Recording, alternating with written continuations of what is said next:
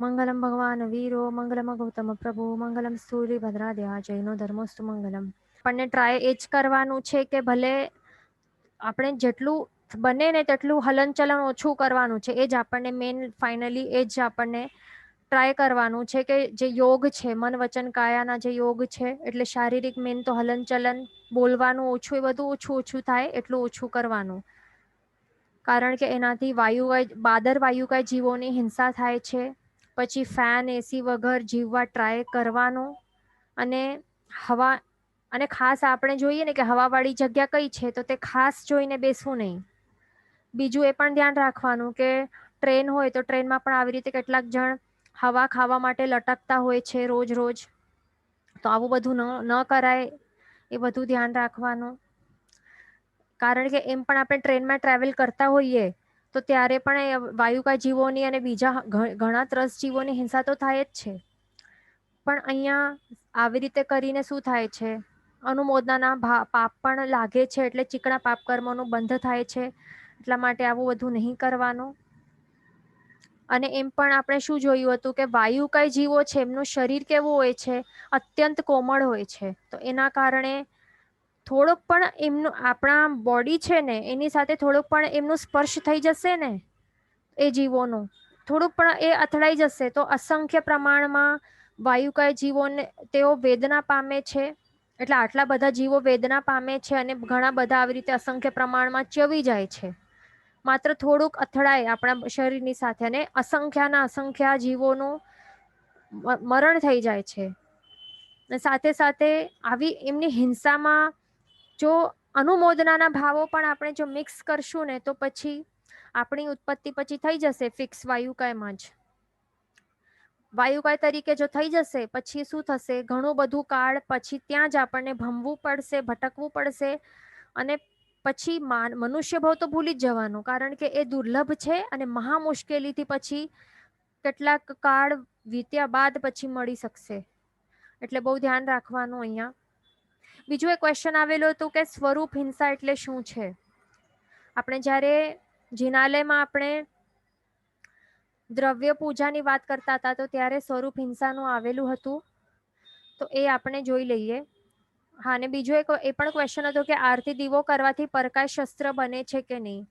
તો હવે આપણને ધ્યાન રાખવાનું કે આ વસ્તુ આપણને ધાર્મિક ક્ષેત્રમાં એ બધું જોવાની છે કે આપણો જે ઘરમાં આપણે જે ઘર અને ધંધામાં જે પણ આપણે કરીએ છીએ ને હિંસા, તો એમાં સ્વકાય પરકાશ શસ્ત્ર એ બધું જોવાનું છે. તે આપણને થોડુંક વિચારવા જેવું છે અહીંયા. હવે આપણે શ્રાવકો જ્યારે ઘરનું કાર્ય કરીએ છીએ ને, અથવા તો આજીવિકા ચલાવવા માટે વ્યવસાય કરીએ, તો ત્યારે એકેન્દ્ર જીવોની હિંસા તો થાય જ છે ને. પણ ત્યારે આપણને એમના ઉપર દયાભાવ નહીં આવે. આપણને એમ નહીં લાગે કે નહીં નહીં આ નહીં કરવાનું, આ તો પાપ લાગશે. પણ જ્યારે જિનાલયની વાત આવે તો ત્યારે આપણને શા માટે એવું વિચાર આવે કે આરતી દીવો કરશું તો ત્યાં પરકાશ શસ્ત્રરૂપ બનશે, ત્યાં જીવોની હિંસા થશે, માટે નહીં કરવાનું. કે અભિષેક નું સચિત જળ નહીં યુઝ કરવાનું, એ બધું ત્યારે આપણને પાપ લાગે છે. એ બધું ત્યારે શા માટે યાદ આવે છે. એટલે આ વિચારવા જેવું છે. આપણે જે ઘરમાં આપણે કરતા હોઈએ ને, ઘરમાં જે આપણે કાર્ય કરતા હોઈએ, આ બધા હિંસક આટલા બધા કાર્યો કરતા હોઈએ, ત્યારે આપણને બધું યાદ નથી આવતું. આ બધું આપણે આપણા પોતાના સ્વાર્થ માટે એ બધું કરતા હોઈએ. અને સાથે સાથે અનુમોદનાના ભાવો પણ આપણે મિક્સ કરતા હોઈએ છીએ. માટે પાપનું જ અનુબંધ થાય છે અહીંયા, આ ઘરના કાર્યો કરતા ટાઈમ કે વ્યવસાયિક કાંઈ પણ બિઝનેસ કરતી વખતે. પણ જ્યારે શ્રાવક પોતાનું ફર્સ્ટ કર્તવ્ય છે દેવ પૂજા, ભગવાનની પૂજા, તો એ પૂજા કરવા જાય, દ્રવ્ય પૂજા કરે, તો ત્યારે એણે સચિત અગ્નિ થી દીપક ને ધૂપ, આરતી દીવો, પછી સચિત ફળ એ બધું ચડાવવું પડે ને, અને પાણી એ બધું યુઝ કરવું પડે છે સચિત. તો તેનાથી જીવોની હિંસા થાય છે. પણ તેને શું કહેવાય છે, બાહ્ય રૂપે સ્વરૂપ હિંસા કહેવાય છે. શું કહેવાય છે અહીંયા? સ્વરૂપ હિંસા કહેવાય છે. કેમ?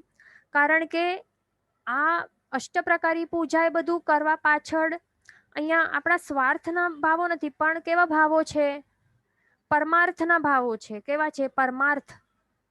આવા ભાવો છે કે આ જે એકેન્દ્રિય જીવો છે એના ઉપર મારામાં કરુણાના ભાવો આવે. અને હું જલ્દીથી સંપૂર્ણપણે 6 કાયના જે જીવો છે એમની રક્ષાના ભાવ મારામાં આવે અને આ દ્રવ્ય પૂજાથી હું અપગ્રેડ થઈ જાઉં, જલ્દીથી અપગ્રેડ થઈ જાઉં અને માત્ર ભાવ પૂજામાં જ હું ભાવ પૂજાનું જ સંપૂર્ણ અધિકારી બની શકું, એટલે કે શ્રાવક છોડી હવે આગળ વધીને સાધુ બની શકું. આવા ભાવો હોય છે એમાં દ્રવ્ય પૂજા કરતી વખતે. માટે ખાસ ધ્યાન રાખવાનું કે આપણને દ્રવ્ય પૂજા કરતી વખતે ભલે સચિત વસ્તુઓનો યુઝ થાય છે છતાં પણ ત્યાં પાપનો અનુબંધ આપણને થતું નથી, એ ધ્યાન રાખવાનું. ઇનફેક્ટ શું થાય છે, કર્મ નિર્જરા થાય છે, આપણી વિઘ્નોનો નાશ થાય છે, ભાગ્યોદય થાય છે, કર્મોનો નાશ થાય છે, નારકીના દુઃખોનો નાશ થાય છે, એ બધું થાય છે. એટલે આપણે ક્યારે પણ કહેવું નહીં કે વિચારવું પણ નહીં કે પ્રભુની દ્રવ્ય પૂજામાં આપણને પાપ લાગશે, નહીં કરવાનું, એ બધું ક્યારે નહીં કહેવાનું કે વિચારવાનું, કારણ કે લાગતું જ નથી ને પાપ, કર્મ નિર્જરા થાય છે. એટલા માટે ઉત્સૂત્ર પ્રરૂપણા નહીં કરવી, તે ખાસ ધ્યાન રાખવાનું. અને કોઈ પણ સાંસારિક એક્ટિવિટી કરશું ને તો તેમાં આપણને ત્યાં આપણને વિચારવું જોઈએ કે અહીંયા શું સ્વકાય શસ્ત્ર બને છે કે પરકાય શસ્ત્ર બનાવીએ છીએ આપણે, કે ઉભયકાય શસ્ત્ર આવું બધું કરીએ છીએ એકેન્દ્રિય જીવો માટે. ત્યાં આપણને આ દયાભાવ લાવવી જરૂરી છે જીવો પ્રત્યે, ખાસ ધ્યાન રાખવાનું. અને એ કરતી વખતે આપણા મનમાં ગરહા ચાલવી જોઈએ. આપણે જે પાપ કરી રહ્યા છે એની નિંદા અને પ્રાયશ્ચિતના ભાવો આ બધું ચાલવું જોઈએ. અને ખાસ અનુમોદનાના ભાવ નહીં ચાલવા જોઈએ, ખાસ આટલું ધ્યાન રાખવાનું. પછી હજી એક બહુ ઇમ્પોર્ટન્ટ ક્વેશ્ચન આવેલું હતું કે હમણાં ઘણી જગ્યામાં એસી હોય છે, તે લોકો કહેતા હોય છે કે તેનાથી યંગસ્ટર્સ અટ્રેક્ટ થાય છે અને ધર્મ પામે છે. તો is this right or wrong? એટલે આ વ્યાખ્યાન માટે છે કે જે એસી હોલમાં ઓર્ગેનાઇઝ કરાતા હોય છે આજના ટાઈમમાં, તો is that right or wrong? A important question છે, તો આપણને ખાસ સમજવા જેવું છે. તો એસીમાં વ્યાખ્યાન પણ થતા હોય છે, પણ આ ટાઈમ જે ચાલી રહ્યું છે એના માટે જરૂરી છે કેમ? અને એમાં પણ હવે આપણે એ પણ જોશું કે એમાં પણ આપણી જ મિસ્ટેક છે. કોની? આપણી પોતાની. જે વ્યાખ્યાનો એસી હોલમાં આજે ઓર્ગેનાઇઝ થાય છે ને, તો એ શા માટે થાય છે? અને આ ટાઈમ જે ઉતરતો કાર્ડ છે ને, તો એમાં જરૂરી કરવું પડે છે. આ જરૂરી છે કારણ કે આપણી જે બળ છે ને, શારીરિક બળ છે, બુદ્ધિ છે અને જે મનોબળ છે, જે શારીરિક શક્તિ છે, રૂપ છે, બધું જ નબળું બનતું જાય છે. આયુષ્ય પણ ઘટતું જાય છે. ગરમીઓ સહન થતી નથી. જે બાળકો છે, યંગસ્ટર્સ છે, એમને તો બિલકુલ પણ થતી નથી અને સહન કરવા માટે તૈયાર પણ નથી તે લોકો. તો પછી જો વ્યાખ્યાન વગેરે ઓર્ગેનાઇઝ કરેલા હોય આવી રીતે એસી હોલમાં, તો સોરી એટલે એસી વગર જો એમ જ હોય વ્યાખ્યાનો ઓર્ગેનાઇઝ કરતા હોય, જે રોજ નોર્મલી જે ઉપાશ્રયમાં ઓર્ગેનાઇઝ કરતા હોય ને, ફેન વગર જ હોય ને, આપણા ઉપાશ્રય કેવા હોય? પરફેક્ટ હોય, બિલકુલ પણ ફેન, એસી તો દૂરની વાત છે, ફેન પણ ન હોય. તો ત્યાં વ્યાખ્યાન ઓર્ગેનાઇઝ કરતા હોય તો આજના જે કાર્ડના જે એસી ના સ્કૂલમાં જે ભણતા હોય છે ને બાળકો, તો તેમને ફાવે? ફાવતું પણ નથી એમને. આવી ગરમીમાં તેમને મન પણ ન થાય, અકળામણ થાય છે. વળી ગળદી પણ એમને ફાવે નહીં બહુ એટલે શું કહેવાય કે થોડુંક પણ સહન કરવા માટે તૈયાર નથી એ લોકો. માત્ર બાળકોની વાત નથી પણ કોલેજિયન્સને પણ આવું જ છે. માટે અને બાળકો પણ નહીં, માત્ર કોલેજિયન્સ પણ નહીં, પણ જે પણ પ્રોફેશનલ્સ પણ છે ને, જે પણ વર્કિંગ ક્લાસના છે, જે પણ જોબ્સ કરતા હોય ઓફિસીસમાં, તો તે લોકો પણ જે એમાંથી પણ જે બાળ કક્ષાના હોય ને, એટલે કે જે આધ્યાત્મિક ક્ષેત્રમાં હજી તેમનું પ્રવેશ થયું નથી, તો એ બધાને આ બધું ગમે જ નહીં આવા. એટલે એસી ફેન વગરના જે ઉપાશ્રય હોય તો ત્યાં વ્યાખ્યાન સાંભળવા એમને મન પણ ન થાય. બધું આઉટડેટેડ લાગે એમને. હવે શું કહેવાનું? પણ મેન શું ધ્યાન રાખવાનું કે ન્યૂ જનરેશન છે ને, અને જે આ પ્રોફેશનલ વર્ગ છે, બુદ્ધિજીવી છે, તો એ બધી આપણી મૂડી છે એમ કહી શકાય છે. માટે જ ગીતાર્થ ગુરુ ભગવંત હોય ને, તો એમના આજ્ઞા પ્રાપ્ત કરીને જ પછી કેટલાક આચાર્ય ભગવંત આવી રીતે એસીમાં વ્યાખ્યાન ઓર્ગેનાઇઝ કરતા હોય છે, માઇક પણ વાપરતા હોય છે. તો એમાં આપણે એમની નિંદા નહીં કરાય બિલકુલ પણ, કારણ કે તો તે યંગસ્ટર્સ અને જે મેઇનલી જે બાળ કક્ષાવાળા હોય ને, ભલે મોટા હોય કે નાના હોય, જે બાળ કક્ષામાં હોય, આધ્યાત્મિક ક્ષેત્રમાં પ્રવેશા ન હોય, તો એના માટે આ જરૂરી છે. સમય પ્રમાણે આ સમય જ આવું ચાલી રહ્યું છે, સમય પ્રમાણે સ્ટ્રેટેજી એવી રીતે ચેન્જ કરવી પડે છે. જેવું સમય તેવી સ્ટ્રેટેજી, એવું હોય. અને આ પણ આપણી કારણે જ થાય છે, ધ્યાન રાખવાનું. હવે આ કેમ? કારણ કે જો નાના બાળકો જ્યારે નાના હતા ને, આપણા ઘરમાં રહેલા બાળકો કે સ્કૂલ વાળા કે કોલેજીસ જે પણ નાના નાના હતા ને, તો ત્યારથી જ એમને ઉપાશ્રયમાં આપણે વ્યાખ્યાન શ્રવણ માટે આપણે લઈ આવ્યા હોત ને, આવા સંસ્કાર પાડ્યા હોત ને કે ફેન એસી વગરનો ઉપાશ્રયમાં અહીંયા બેસવાનું વ્યાખ્યાન વાણી શ્રવણ કરવા માટે, જો આવા આપણે સંસ્કાર પાડ્યા હોત પહેલાથી જ, તો પછી ગુરુ ભગવંતને આજે આવું બધું કરવું ન પડત. એ ધ્યાન રાખવાનું. અને આજે પણ જે મિડલ એજની તો વાત દૂર છે, ઘણા બધા ઓલ્ડ પીપલ જ આવતા હોય છે ને. આપણે જોયું હશે ને, વધારે સંખ્યા કોની હોય છે ઉપાશ્રયોમાં? ઓલ્ડ પીપલની જ હોય છે. આપણે પોતે નથી જતા, ન તો આ જ બાળકોને ક્યાંથી લઈએ? કોઈ લઈ તો નથી આવતું. એટલે બધા શું કહે, કોઈક નાના બાળકો ક્યારેક આવી જાય તો એમને કહે કે હમણાં શું, એટલે બધા એમને કહે હા બહુ ધાર્મિક છે, દીક્ષા લેવાના ભાવ છે, આ બધું કહીને પછી એને ભગાડી નાખે ત્યાંથી. પછી કોઈ આવે નહીં. એ બધું નહીં કરવાનું આપણને. એટલે મેન અહીંયા એ સમજવાનું છે, બધી મિસ્ટેક આપણી છે, તો એના કારણે આ બધું કરવું પડે છે. આપણા જે જનરેશન છે એને પકડી રાખવા, ધર્મ માર્ગમાં લાવવા માટે. એટલે જે ગીતાર્થ ગુરુ ભગવાનના ડિસિઝન્સ હોય ને, તો તે લાભાલાભ જોઈને જ કરતા હોય છે. વાઇડર પિક્ચરમાં એ ગ્રેટર ગુડ માટે જ હોય છે. તો એમાં બહુ આપણને પડવાનું નહીં, નિંદાઓ કરવાની નહીં, કાંઈ આપણને સમજ ન હોય તો એ ધ્યાન રાખવાનું. અને એમ પણ જ્યારે એવી રીતે એસી હોલમાં પણ જો આવશે ને, પછી ધર્મ પામશે, અધ્યાત્મ પામશે ને, તો ત્યારે ઓટોમેટિકલી પછી તે ફેન વગરના વ્યાખ્યાન હોલમાં પણ આવશે, પૌષધ પણ કરશે, એ બધું કરશે પછી આગળ જઈને. એ ધ્યાન રાખવાનું. અને આ કાળમાં બીજું એ પણ પોઈન્ટ છે કે આ શરીર પણ, જે શરીરનું બળ છે, મનોબળ, એ બધું નબળું બની ગયું છે. એટલા માટે ગુરુ ભગવાન તો વ્હાઈટ મોજા પણ પહેરવાની આજ્ઞા આપેલી છે.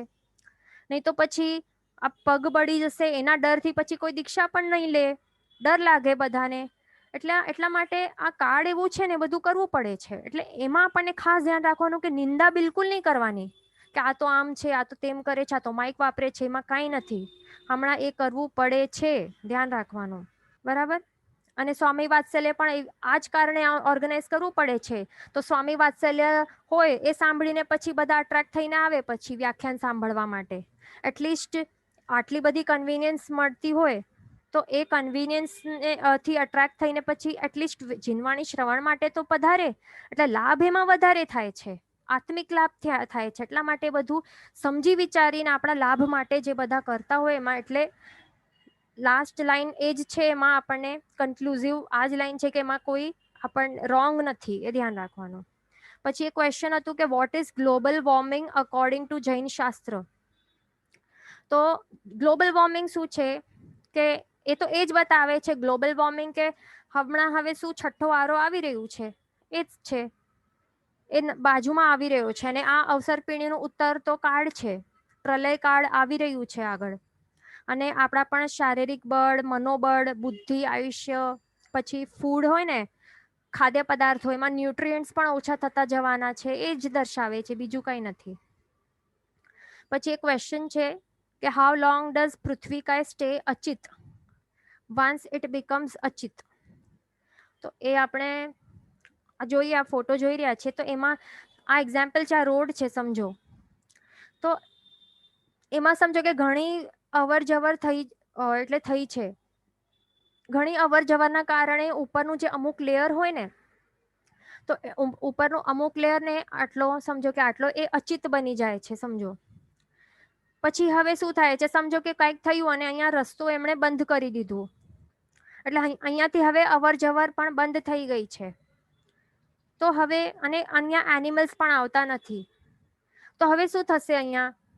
આ જે અહીંયાના પોઈન્ટના જે છે ને, આ જો અહીંયાના પોઈન્ટ આપણે શું કહ્યું કે આટલું છે ને, અહીંયા આટલો લેયર અચિત બની ગયું છે, બરાબર. પણ અહીંયાથી નીચેનું જે છે એ તો સચિત જ છે, પણ અહીંયા અવર જવર હવે બંધ થઈ ગઈ છે. તો હવે શું થશે? પછી અવર જવર બંધ થવાના કારણે શું થશે?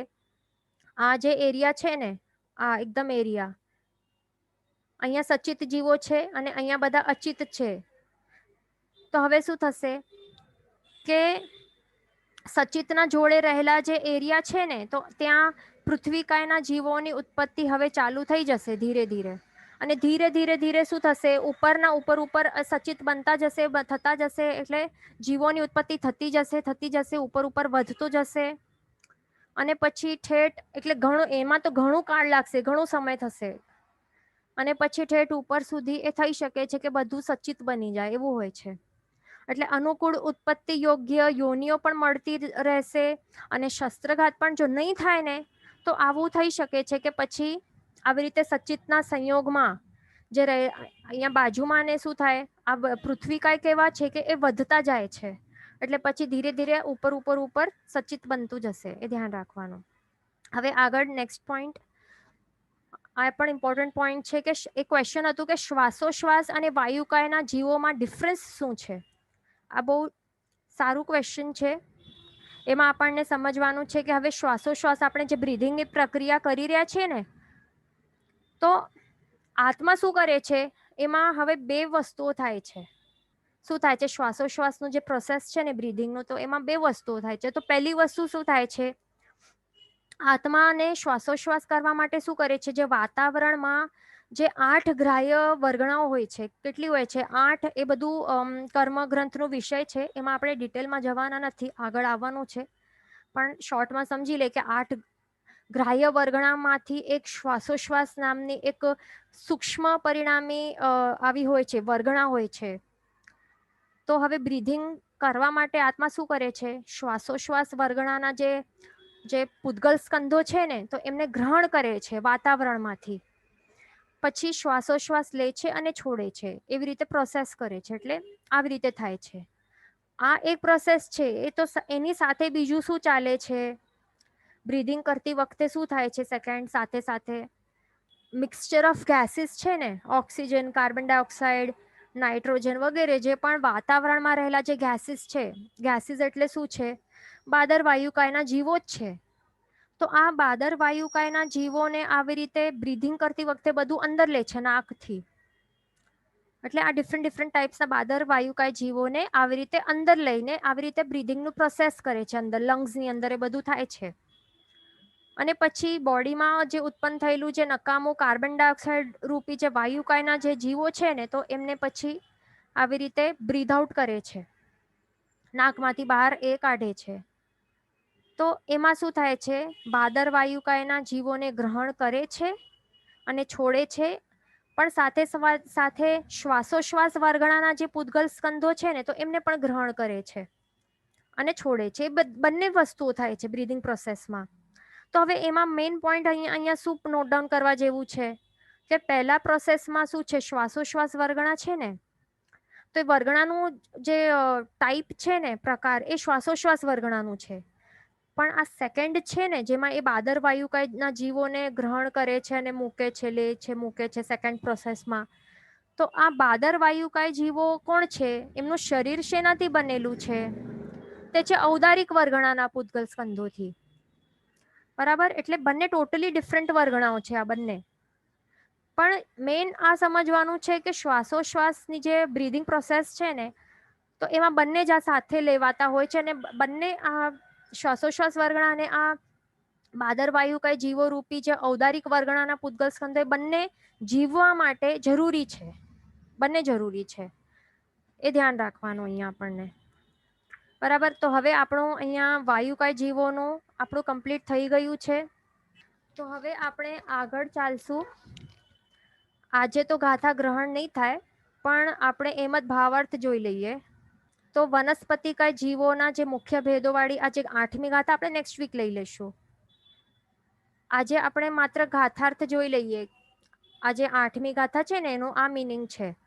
શાસ્ત્રમાં વનસ્પતિ જીવો સાધારણ અને પ્રત્યેક 2 પ્રકારે કહ્યા છે, અને જે અનંતા જીવોનું એક શરીર તેઓ સાધારણ.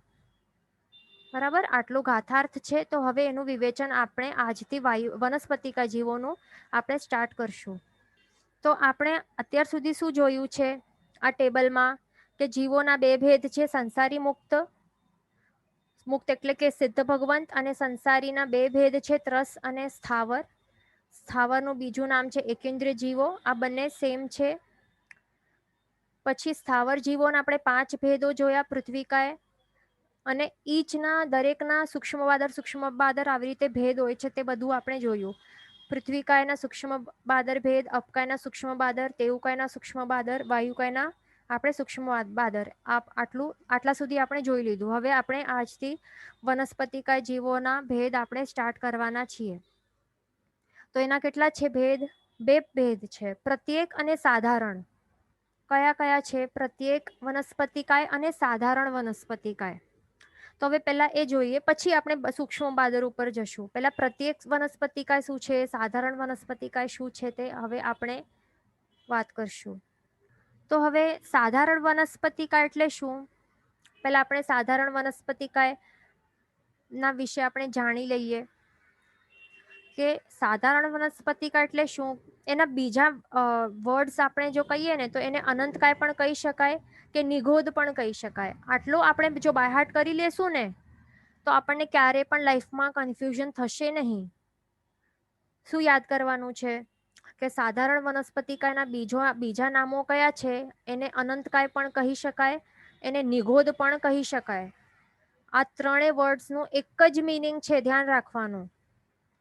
આ બાયહાટ કરી લેવાનું છે બધાને, તો પછી કન્ફ્યુઝન નહીં થશે.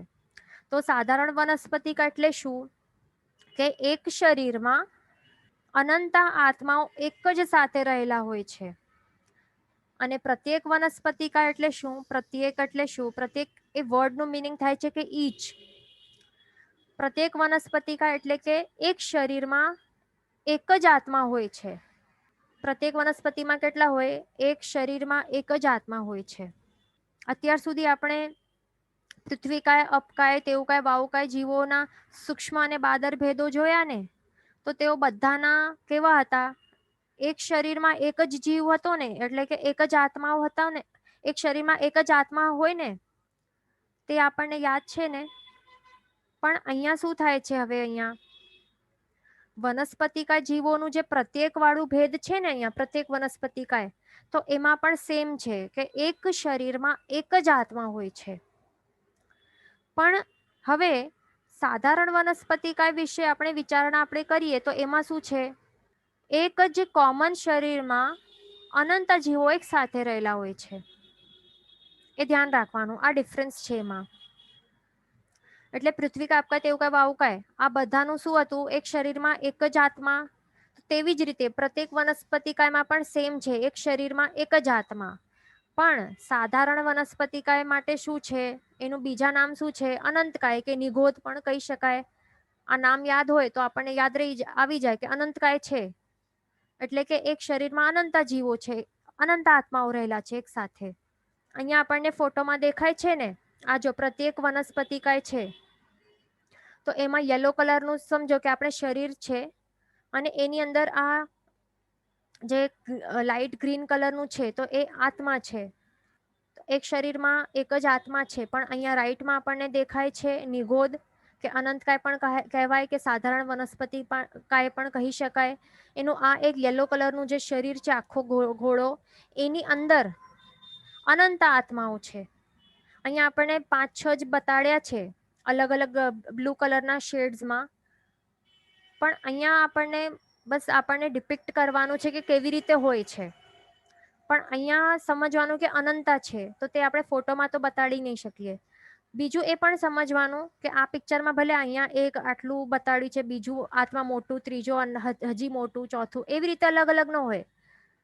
યાદ શું રાખવાનું છે અહીંયા આપણને કે જેટલું શરીર હોય ને, આટલું આખો ગોળ શરીર છે ને, તો આખે ને આખેમાં આત્માઓ વ્યાપ્ત હોય છે. એટલે આ આત્મા નંબર 1 એ પણ આખો વ્યાપ્ત હશે શરીરના દરેક ખૂણા ખાંચામાં, આખો ગોલામાં.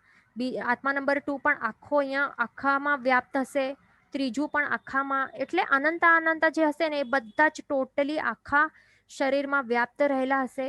એવું નહીં હશે કે અહીંયા આટલામાં એક આત્મા છે, બીજામાં અહીંયા એક આત્મા, ત્રીજામાં એક આત્મા, ચોથામાં એક આત્મા. આવું નથી.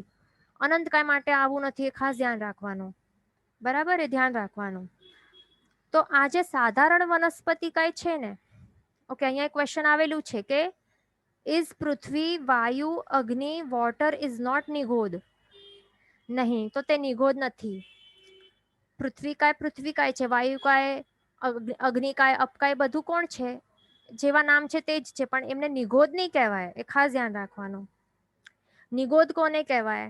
નિગોદનું આ સિનોનિમ છે સાધારણ વનસ્પતિકાય. એટલે વનસ્પતિકાયનું જે આ જાતિ છે તો એમાં જ આવે છે. નિગોદ એને જ કહેવાય. આપણે શું કહેતા હોઈએ કે પાણી પડેલું હશે તો ત્યાં નિગોદની ઉત્પત્તિ થઈ જશે, પણ એનું એ મિનિંગ નથી કે પાણી નિગોદ છે. એ ધ્યાન રાખવાનું. પણ પાણી જે છે ને, તો તે જો ઘણા સમય સુધી પડેલું હોય ને તો તે નિગોદના ઉત્પત્તિ માટે એક અનુકૂળ યોનિ રૂપ બની જાય છે. એટલે એમ કહી શકાય કે પાણી, અપકાય જે છે ને, તો એ યોનિ છે આ નિગોદના જીવોની ઉત્પત્તિ માટે. અને આપણે જ્યારે નિગોદ કહીએ ને, નિગોદ આપણે જ્યારે કહીએ ને તો શું સમજવાનું? નિગોદ મીન્સ સાધારણ વનસ્પતિ કાય ઓનલી. નિગોદ ડઝ નોટ મીન પૃથ્વી કાય, અપકાય કે તેવું કાય કે વાવું કાય. એ ખાસ એકદમ યાદ રાખવાનું. એટલા માટે આ ત્રણેય વર્ડ્સ યાદ રાખવાના કે આ ત્રણેયના એક જ મિનિંગ છે. નહીં તો આપણે એકદમ ક્લિયર હશું, નહીં તો પછી ગડબડ થઈ જશે. બીજું અહીંયા ક્વેશ્ચન છે કે સૂક્ષ્મ વનસ્પતિ કાય નિગોદ હૈ? તો આપણે શું કરશું? પહેલા આપણે આ ક્લિયર થઈ જશે ને કે સાધારણ વનસ્પતિ કાય શું છે, અનંત કાય નિગોદ. પછી આપણે સૂક્ષ્મ બાદર ભેદ જે છે ને, તો એ ત્યાં આપણે જશું. નહીં તો હમણાં કન્ફ્યુઝન થઈ જશે. બરાબર? એટલે નિગોદ જ્યારે વાત આવે તો નિગોદ ઓનલી મીન્સ વનસ્પતિ કાય, પણ કોઈ કયા સાધારણ વનસ્પતિ કાય, એ ધ્યાન રાખવાનું. પ્રત્યેક વનસ્પતિ કાયને પણ નિગોદ નહીં કહેવાય. એ ધ્યાન રાખવાનું. બરાબર? તો આ જે સાધારણ વનસ્પતિ કાય જીવો છે ને, એમનું સાધારણ નામ કર્મ તે ઉદયમાં રહેલું હોય છે. કયો કર્મ?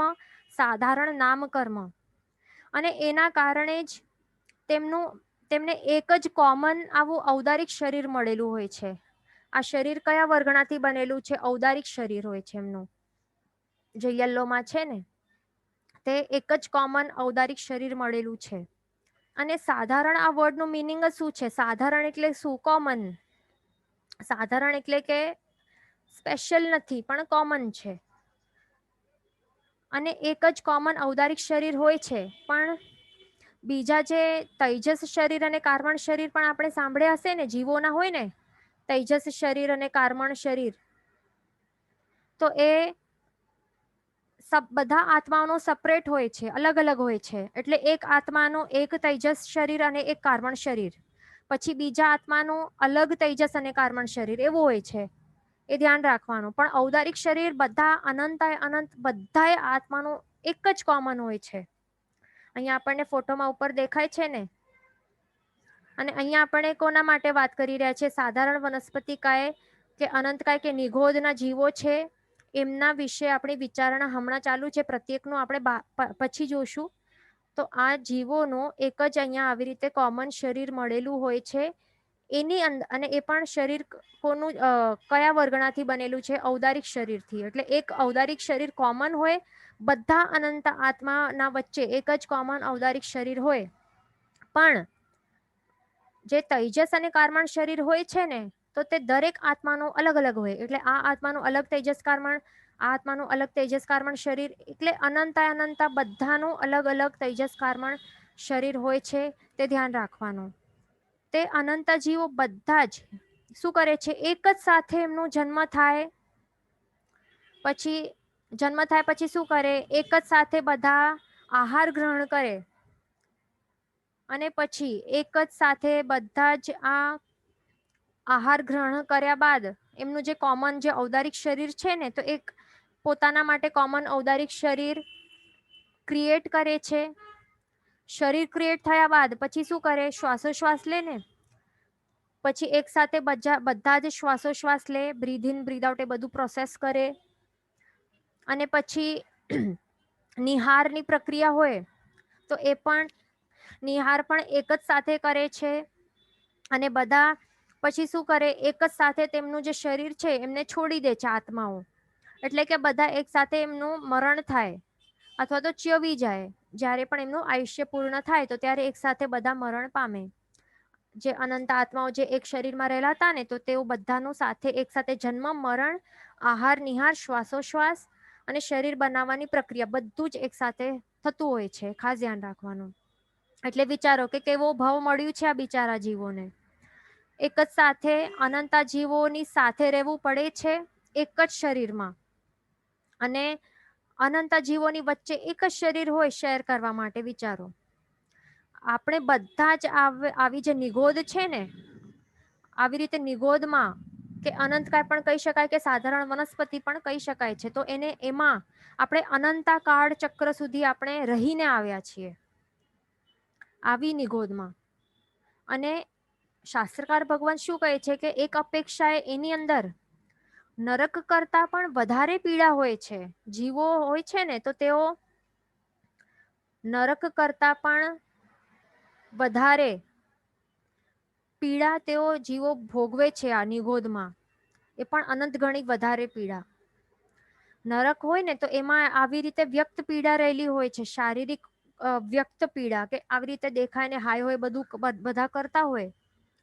પણ એક છે કે નરકમાં ને એક લિમિટ રહેલી હોય છે. એટલે મેક્સિમમ કેટલું હોય છે, જો વધારેમાં વધારે જો કોઈ કહેવાય ને કે શું કહેવાય સ્થિતિ, આ જે સ્થિતિ છે ને, આયુષ્ય કર્મની જે સ્થિતિ છે ને, જો મોટામાં મોટી બાંધે તો કેટલી બાંધે?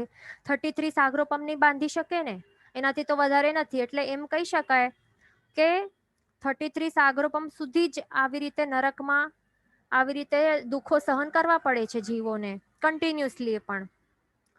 પણ નિગોદના જીવોની પીડા એના કરતા પણ વધારે હોય છે. કેમ? કારણ કે અહીંયા આપણે જો જોઈએ ને આ કાળચક્રનું, તો 33 સાગરોપમ તો બહુ એક નાનકડું ભાગ છે. આખો કાળચક્ર જે છે ને, તો એનું એક નાનકડું ભાગ કહી શકાય છે. ટોટલ કેટલું હોય છે આખા કાળચક્રનું? કાળ કેટલું હોય છે? 20 કોડાકોડી સાગરોપમ નું ટોટલ કાળ હોય છે. અને એની અંદર જો આપણે માત્ર 33 સાગરોપમ જોઈએ તો એક નાનકડું ભાગ હોઈ શકે છે. પણ આજે એક વખત કોઈ જીવ, એટલે જે નિગોદમાં રહેલા જે જીવ હોય ને, તો તેમને આવી રીતે લિમિટ ન હોય. પણ આજે કાળચક્ર પણ એ કેટલા અનંતા કાળચક્ર સુધી ત્યાં જ એમને સતત નિગોદના જીવ તરીકે ત્યાં જન્મ મરણ, કન્ટિન્યુઅસલી જન્મ મરણની પીડા સહન કરવી પડે છે.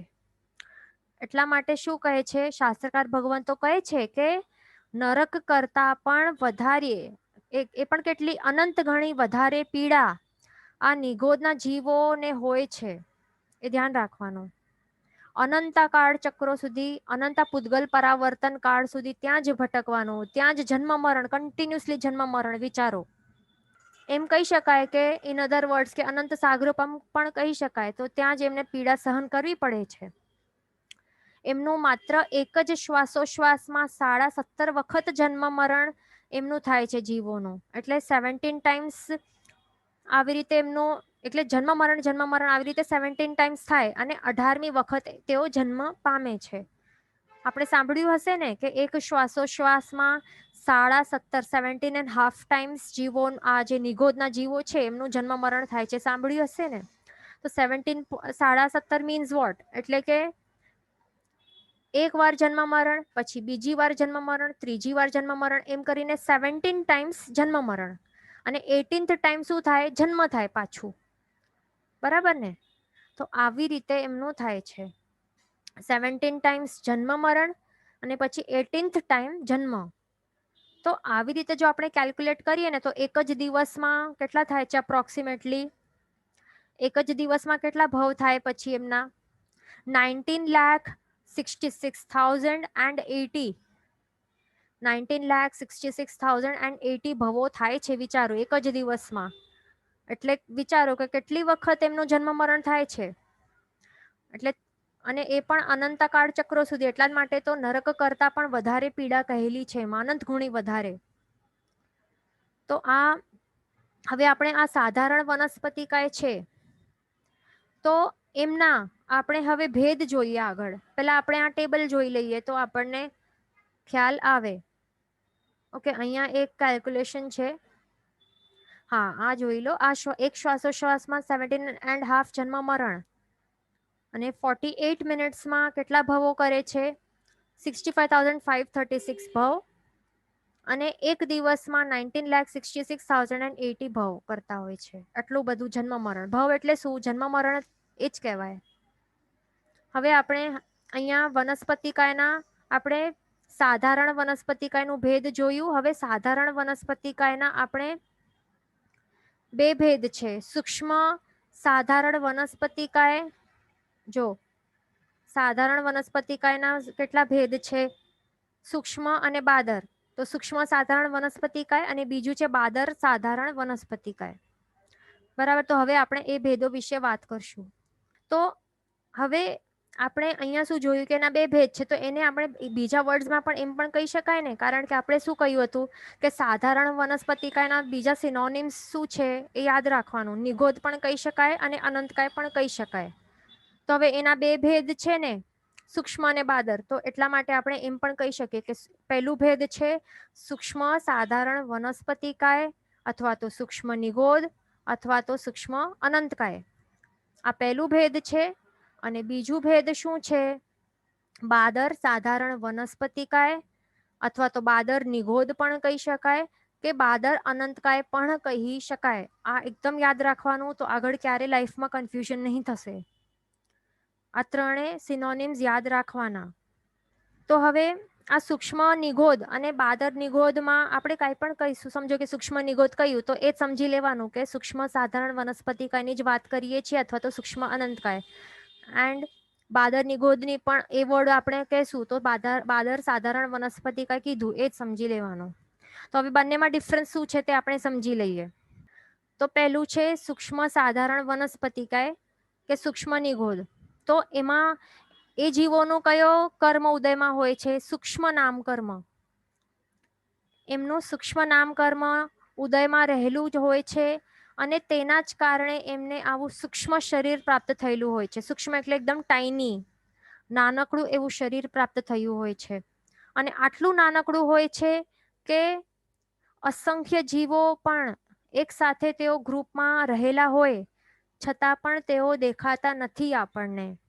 એટલે એમનું શરીર કેટલા હોય છે? આટલા સૂક્ષ્મતા વાળા હોય છે, આટલા નાનકડા હોય છે સાઈઝમાં કે અસંખ્ય શરીરો પણ એમના જો સાથે હોય ને ગ્રુપમાં આવી જાય અસંખ્ય, તો પણ આપણે પોતાની આંખોથી ચર્મચક્ષુથી એમને જોઈ નહીં શકવાના. એટલા નાના હોય છે. અને બાકીની જે 5 એટલે આ તો ચક્ષુરિન્દ્રિય આંખોનું કહ્યું ને, પણ બાકીની જે ઇન્દ્રિયો છે સ્પર્શનેન્દ્રિય, રસનેન્દ્રિય, ઘ્રાણેન્દ્રિય, શ્રોત્રેન્દ્રિય, તો એના દ્વારા પણ એટલે ટોટલ 5 ઇન્દ્રિયો દ્વારા તેઓ ગ્રાહ્ય બનતા નથી.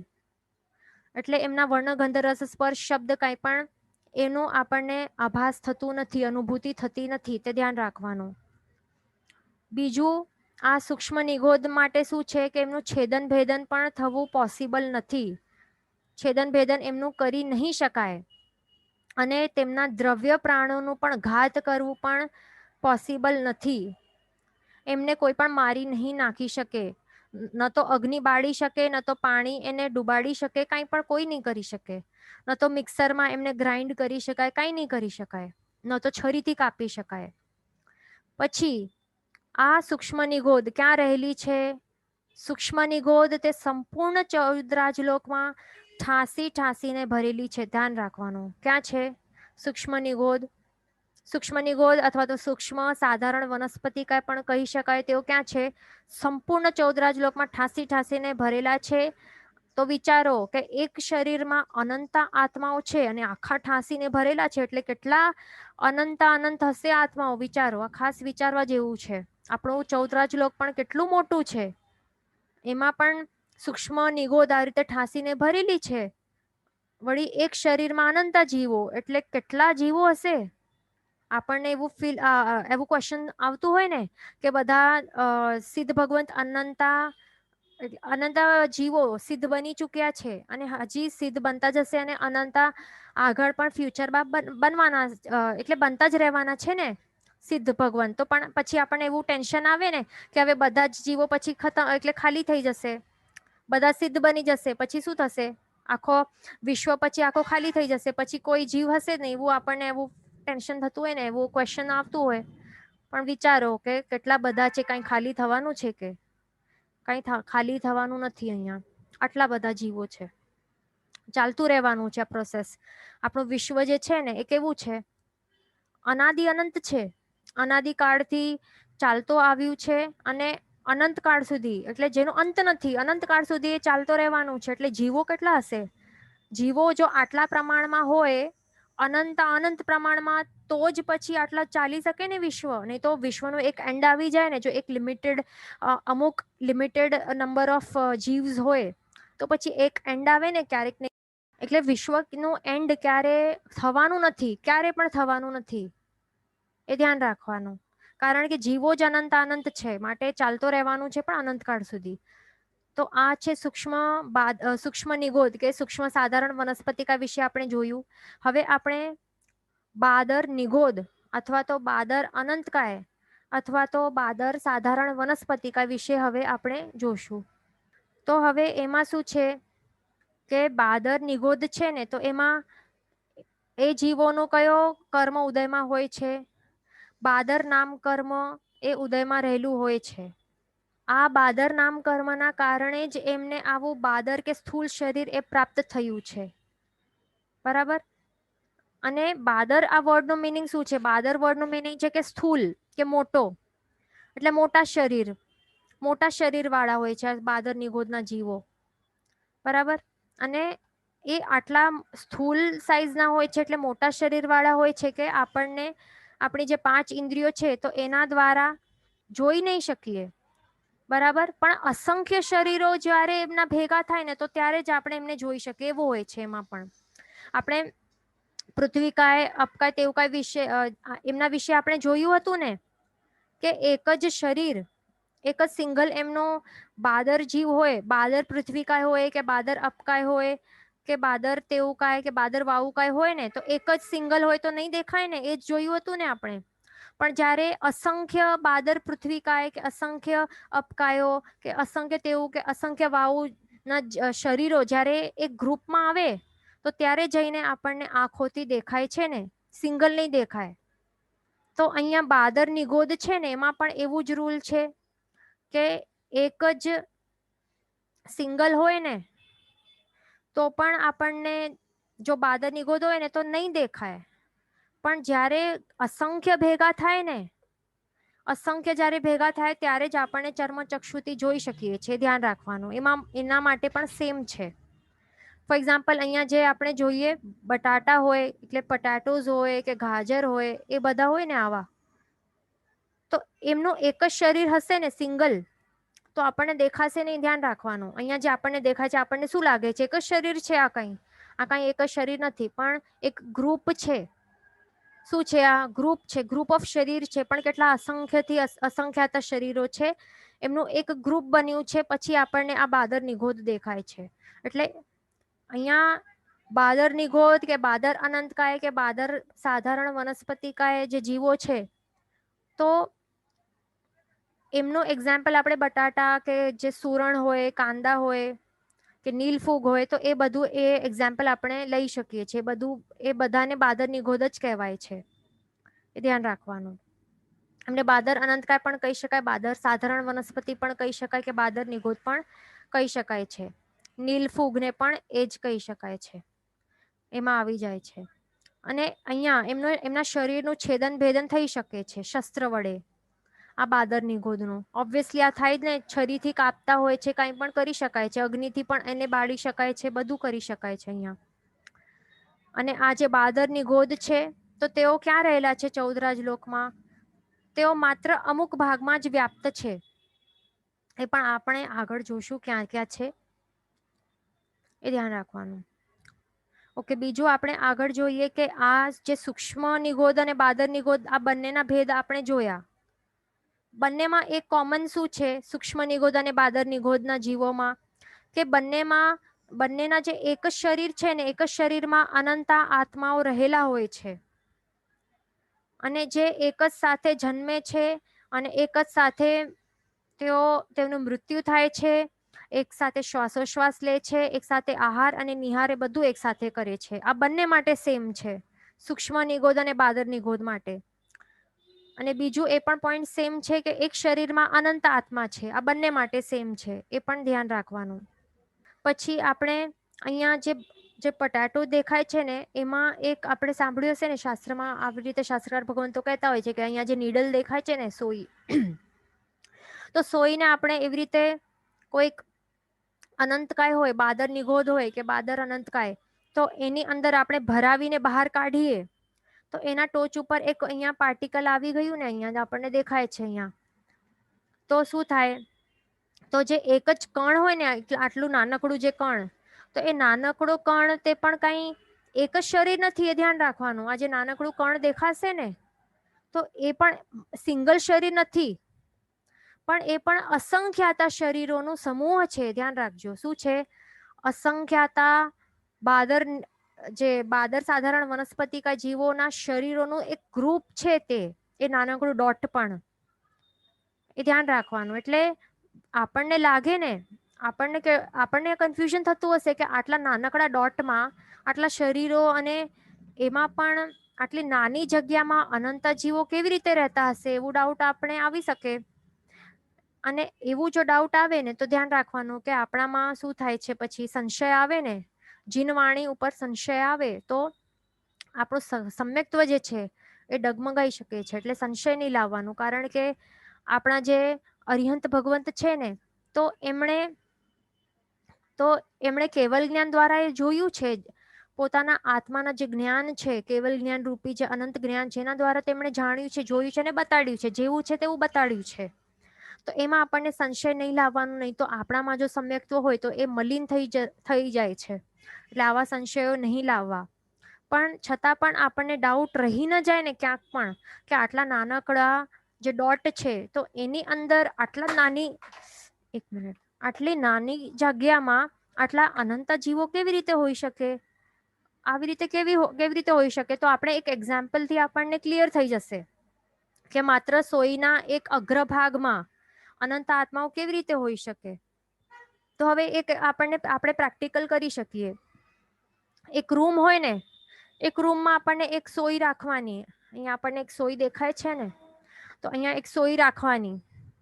અને પછી એ રૂમમાં શું કરવાનું, 100 બલ્બ્સ હોય ને, તો એ બધાને ચાલુ કરી નાખવાનું.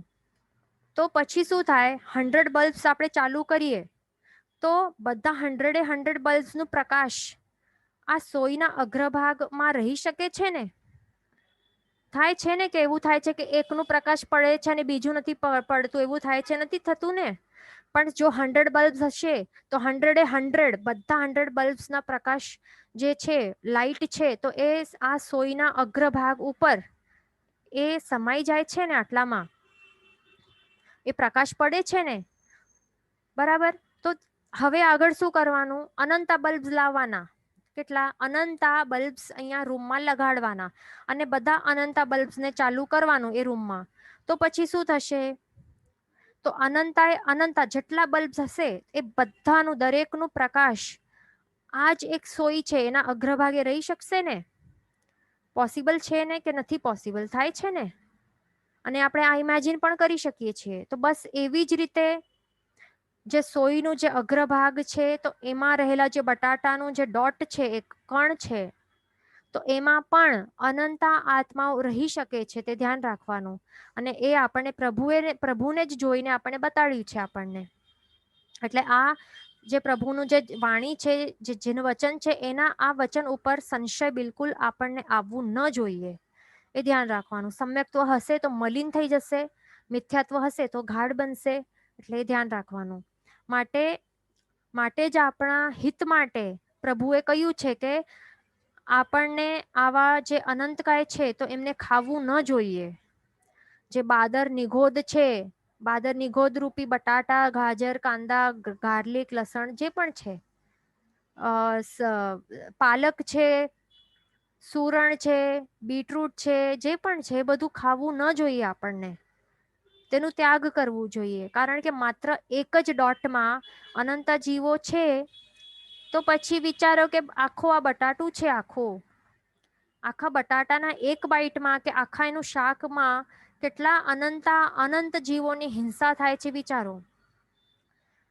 અને એમાં પણ જો બહુ ટેસ્ટી બનાવીને બહુ ટેસ્ટથી વાપરી એન્જોય કરીને એક એક બાઈટ ખાઈએ તો પછી અનુમોદના ભાવો પણ મિક્સ થાય.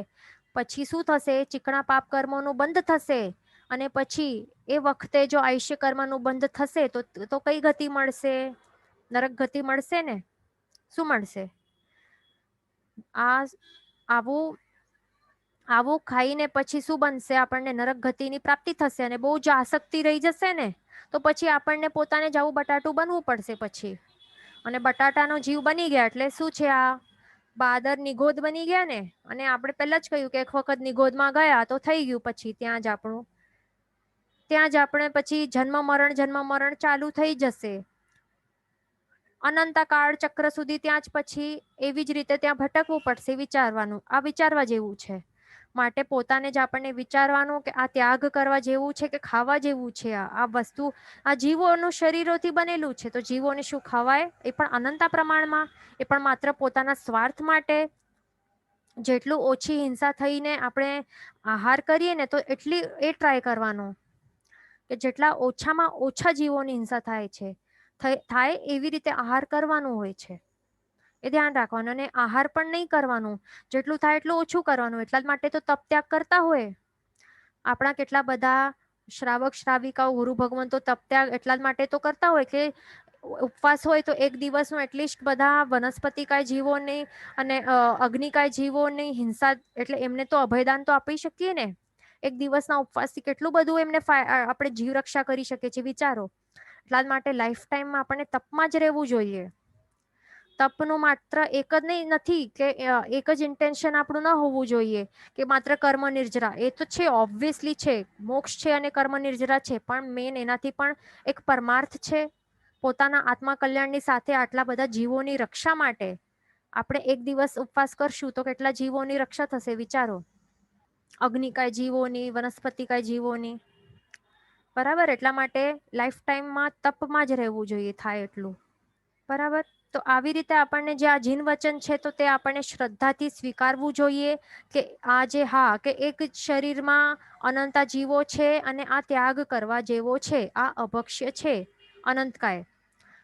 એવી રીતે ધ્યાન રાખવાનું. અને એના ઉપર જે સેન્ટેન્સ છે એને જો આપણે શ્રદ્ધાથી સ્વીકારશું તો જ આપણે કહી શકશું કે આપણામાં સમ્યક્ત્વ નું ગુણ છે તો તે પ્રગટ થઈ જશે. જો નહીં કરશું, આપણે સ્વીકારશું નહીં અને આપણે આચરણમાં પણ લાવશું નહીં તો પછી આપણી દુર્ગતિ એ અવશ્ય થશે. અને મિથ્યાત્વ રૂપી જે કર્મો છે તો એમનું આવરણ એ ગાઢ થતું જશે. એ ધ્યાન રાખવાનું. એક ક્વેશ્ચન આવેલું હતું કે આપણું પહેલું જન્મ ક્યાં હતું? નરકની અંદર કે નિગોદની અંદર? આવું એક ક્વેશ્ચન આવેલું હતું. તો આપણું સૌથી પહેલા જન્મ નરકમાં ન હતું. નરકમાં નહીં હતું એ ધ્યાન રાખવાનું. આપણે કોણ હતા પહેલા? તો એ બધું આગળ આવશે વ્યવહાર રાશિ, અવ્યવહાર રાશિની નિગોદમાં. એટલે હા, મેન અહીંયા આપણું ફર્સ્ટ જન્મ ક્યારે હતું જ નહીં. બરાબર. પણ પહેલી અવસ્થા કે પહેલું સ્થાન કહી શકાય. શું કહી શકાય? પહેલું સ્થાન અવશ્ય હતું પણ પહેલું જન્મ કોઈનું ન હોય.